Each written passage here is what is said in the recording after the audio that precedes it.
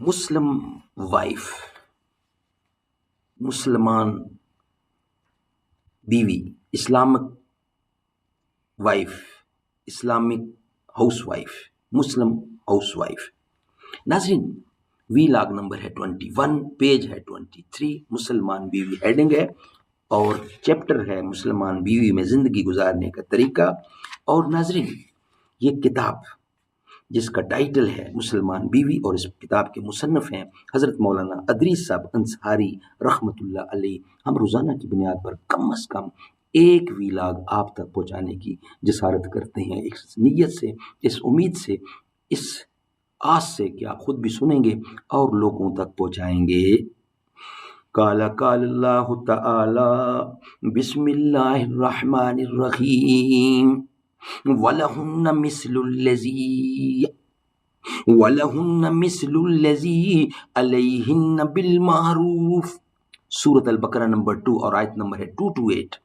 وَلَهُنَّ مِثْلُ الَّذِي عَلَيْهِنَّ بِالْمَعْرُوفِ، اور مردوں پر عورتوں کے بھی ایسے حقوق ہیں جیسے عورتوں پر ہیں قاعدہ کے مطابق، سبحان اللہ، اور مردوں پر بھی عورتوں کے ایسے ہی حقوق ہیں جیسے عورتوں پر ہیں قاعدہ کے مطابق۔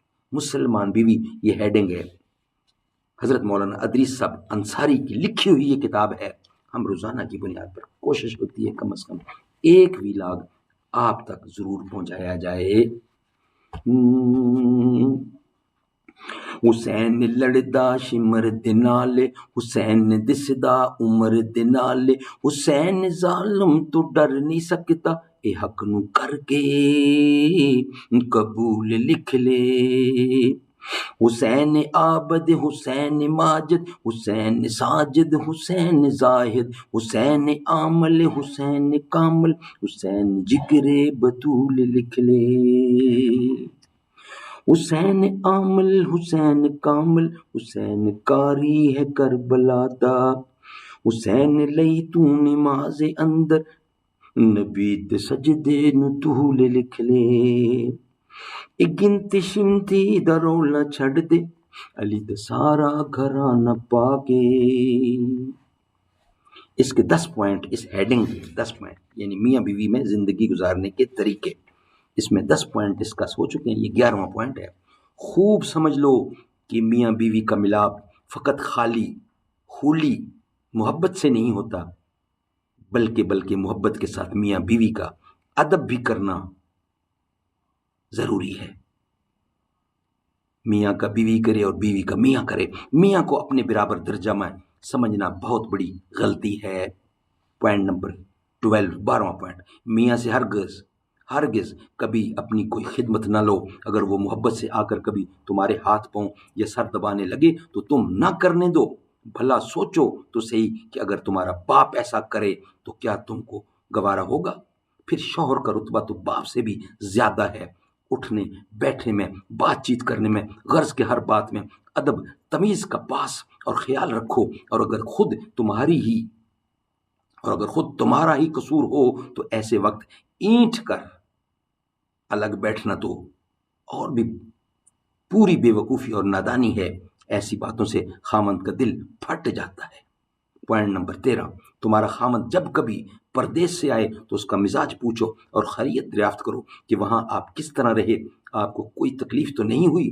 ہاتھ پاؤں پکڑ لو کہ آپ تھک گئے ہوں گے، اور پھر سب سے پہلے ان سے کھانے کو پوچھو کہ اگر آپ کو بھوک ہو تو کھانا لاؤں۔ اگر وہ کہہ دے کہ لے آؤ تو سب سے پہلے پانی کا لوٹا لا کر اس کے ہاتھ دھلاؤ اور جو کچھ ہو سکے اس کے سامنے رکھ دو، اور گلاس پانی بھر کر رکھ دو، پانی کا گلاس بھر کر رکھ دو۔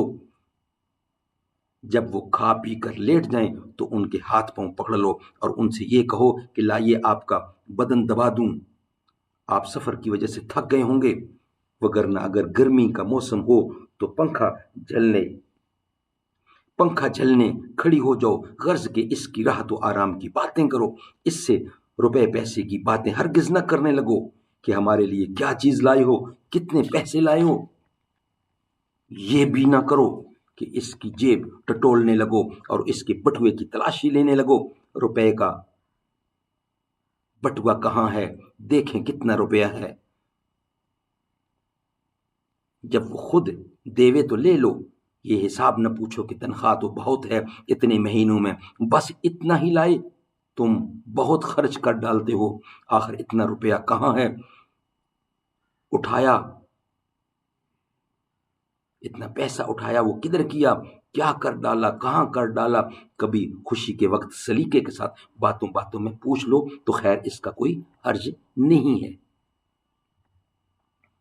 पॉइंट नंबर 14, अगर खामंद के माँ बाप जिंदा हों और रुपए पैसा सब उन्हीं को देवे और तुम्हारे हाथ पर ना रखे तो कुछ बुरा न मनाओ, बल्कि अगर तुमको देवे तब भी अकल की बात यह है कि तुम अपने हाथ में न लो और ये कहो कि उन्हीं को दीजिए, ताकि सास ससुर का तुम्हारी तरफ से दिल मैला ना हो और तुमको बुरा न कहें कि हमारे लड़के को अपने ही फंदे में फंसा लिया, अपने ही फंदे में कर लिया। और जब तक सास ससुर जिंदा रहें उनकी खिदमत और ताबेदारी को अपना फर्ज जानो और इसी में अपनी इज्जत समझो, और सास नंदों से अलग होकर रहने की हरगिज फिक्र न करो कि सास नंदों से बिगाड़ हो जाने की यही जड़ है। खुद सोचो कि माँ बाप ने ऐसे इसे पाला परवरिश किया और अब बुढ़ापे में इस उम्मीद पर इसकी शादी ब्याह की कि हमको आराम मिले, और जब बहू आई तो डोले से उतरते ही ये फिक्र करने लगी कि मियाँ आज ही से माँ बाप को छोड़ दें, क्योंकि फिर जब खामंद के वालिदैन को मालूम होता है तो ये हमारे बेटे को हमसे छुड़ाती है तो फसाद फैलता है, इसलिए तुम कुंबे के साथ मिलजुल कर रहो। सुभान अल्लाह, सुभान अल्लाह। नाज़रीन, इसके बकिया पॉइंट हम इंशाल्लाह आपके सामने रखेंगे नेक्स्ट वीलॉग के सूरत में। ये वीलॉग हमारा यहाँ ही मुकम्मल होता है।